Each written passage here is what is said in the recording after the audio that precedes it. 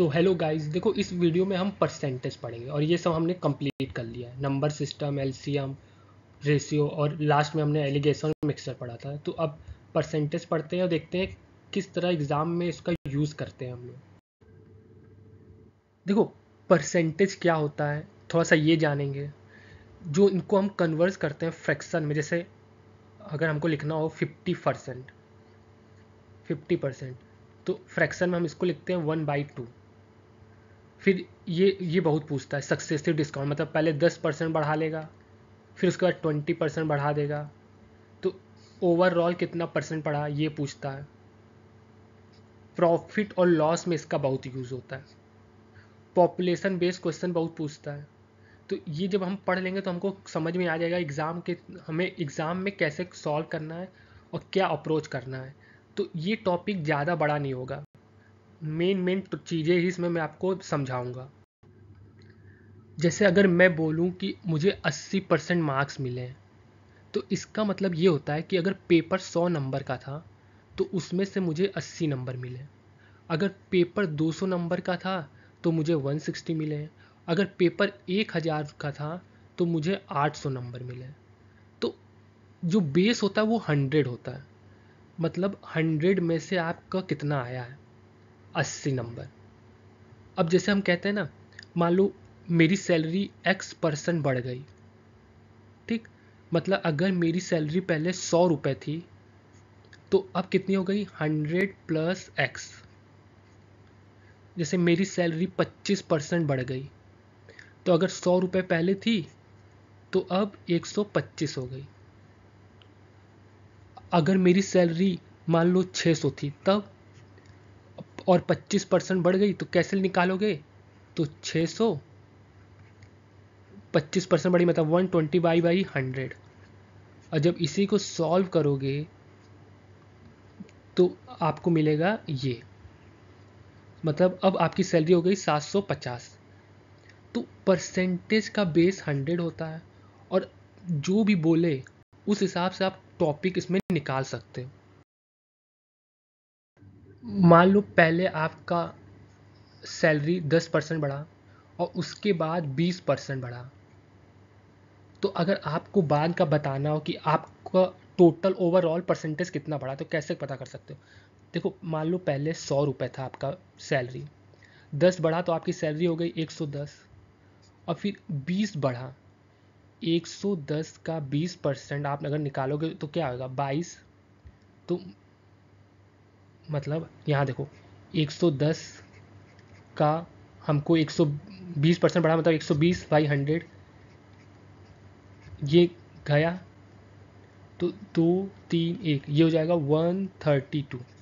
मतलब 100 रुपये थी और उसके बाद आपकी सैलरी हो गई 132। यहाँ पे 10% बढ़ा, यहाँ 20% बढ़ा, और ओवरऑल देखोगे तो 32% बढ़ा। अब देखो यही एक फॉर्मूला आता है, 10 प्लस 20 प्लस फिर जो है 20 × 10/100। जब इसको आप सॉल्व करोगे तो ये आ गया 32। देखो इसी को इसने वन लाइन में ले आया 32। मतलब 10% और 20% जब बढ़ाते हो तो वो सिंगल रूप में कितना आता है, 32। तो इस तरह आप किसी भी पॉइंट को निकाल सकते हो। मान लो डिस्काउंट दिया कि पहले 10% का डिस्काउंट दिया, ये डिस्काउंट है, फिर 20% का डिस्काउंट दिया, तो अब आपको बताना है ओवरऑल डिस्काउंट कितना है। तो पहले लिखो डिस्काउंट -10, मतलब डिस्काउंट का मतलब ही होता है घटना, फिर प्लस, फिर 20% का डिस्काउंट मतलब -20, फिर प्लस, फिर -10 इंटू -20/100। जब इसको हम सॉल्व करेंगे तो ये आएगा 30 प्लस 2 -28, मतलब 28% का हमको डिस्काउंट मिला। तो ये पॉइंट आपको याद रखना है। अगर घट रहा है तो माइनस लेंगे, देखो यहाँ पे भी माइनस लिया, फिर यहाँ पे मल्टीप्लाई करते हुए भी हमने माइनस लिया। तो ये सबसे इम्पॉर्टेंट है, A plus B plus A into B by 100। और यहाँ ए और बी के साथ उसका साइन लगाओगे, जो होगा, अगर डिस्काउंट होगा तो माइनस, और अगर बढ़ रहा है तो पॉजिटिव। तो ये चीज़ आपको याद रखनी है। जैसे इस प्रॉब्लम में कह रहा है कि एक नंबर है जो 25% डिक्रीज हो रहा है और फिर 25% इंक्रीज हो रहा है, तो हमको नेट परसेंटेज इंक्रीज या डिक्रीज हो रहा है ये बताना है। तो बस ये करो, 25 डिक्रीज हो रहा है 25 लिखो, फिर प्लस, फिर 25 इंक्रीज हो रहा है तो 25 लिखो, फिर प्लस, फिर -25 इंटू +25 बाई 100। और जब आप इसको सॉल्व करोगे तो ये और ये तो कट गया, और यहाँ आया 25 इंटू 25 बाई 100, माइनस आया मतलब घटेगा, तो 625 बाई 100 माइनस, मतलब 6.25% डिक्रीज होगा नेट। जो हमको ये नेट निकालना था, नेट परसेंटेज, तो जो हमारा नेट परसेंटेज आ रहा है वो आ रहा है 6.25% से वो घटेगा। तो बस आप देखो, आपने बस इसमें रखा और आपका वैल्यू आ गया। देखो 1980 से 90 के बीच population of country increase by 20%। फिर 90 से 2000 के बीच में जो पॉपुलेशन थी वो भी फिर इंक्रीज हुई 20%। और फिर 2000 से 2010 के बीच जो पॉपुलेशन थी वो फिर इंक्रीज हुई 20%। Then the overall increase population of the country from, मतलब स्टार्टिंग से लेकर 2010 तक कितना बढ़ा। देखो पहले 20% बढ़ा, ठीक, 2 साल के लिए, फिर 20% बढ़ा, प्लस फिर 20 इंटू 20/100। जब हम इसको सॉल्व करेंगे तो ये आएगा 40 + 4 = 44%। तो पहले 2 साल 44% हो गया और फिर उसके बाद फिर 20% है। तो अब 44 और 20 का निकालो, तो हो जाएगा 44 + 20 + 44 इंटू 20/100। तो ये हो जाएगा 64 + 44/5, 8.8। तो अगर आप देखो इसको लिखोगे तो 72.8% ओवरऑल बढ़ा, तो मतलब ये आंसर आ गया।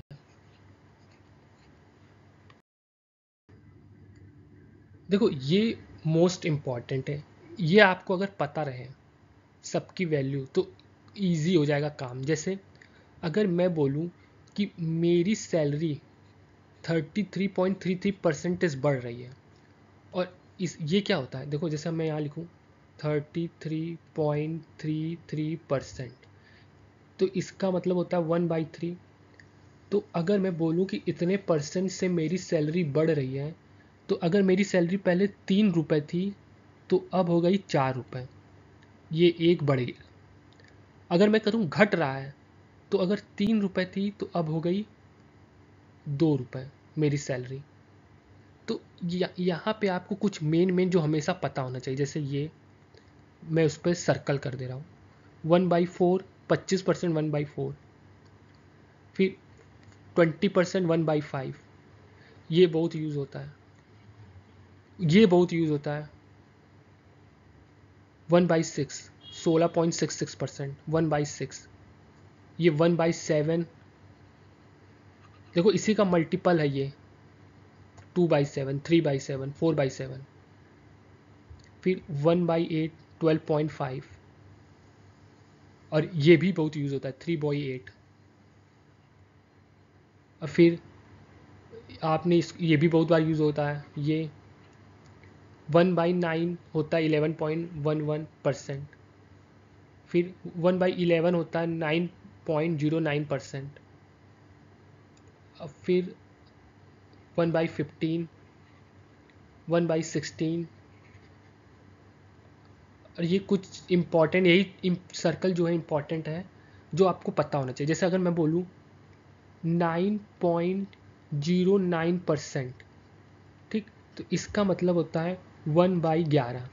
अगर मुझे कोई प्रोडक्ट मैं बेच रहा हूँ, उसमें मुझे इतना प्रॉफिट हो रहा है, तो इसका मतलब ये होता है कि अगर 11 रुपये का सामान था तो मैंने उसे 12 में बेचा और 1 रुपये प्रॉफिट कमाया।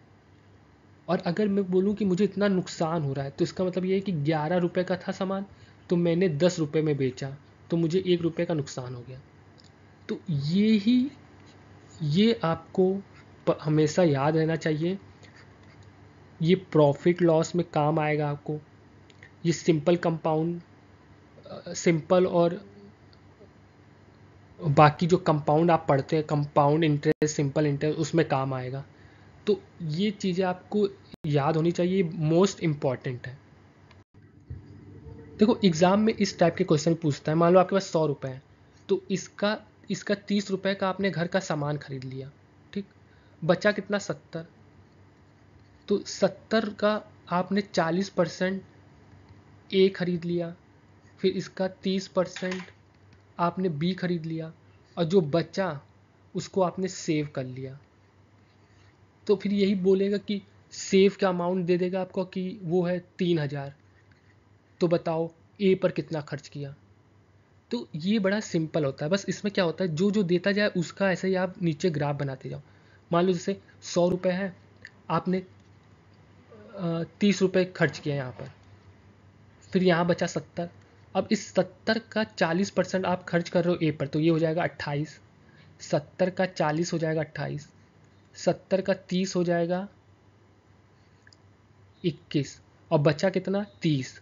तो जो आपने सेव किया वो भी 30%, मतलब वो भी 21 है। और इस 21 की वैल्यू दे दिया तो आप 28 की निकाल सकते हो, 30 की निकाल सकते हो, ये पूरे 100 की निकाल सकते हो। तो ये पॉइंट भी आपको याद रखना है।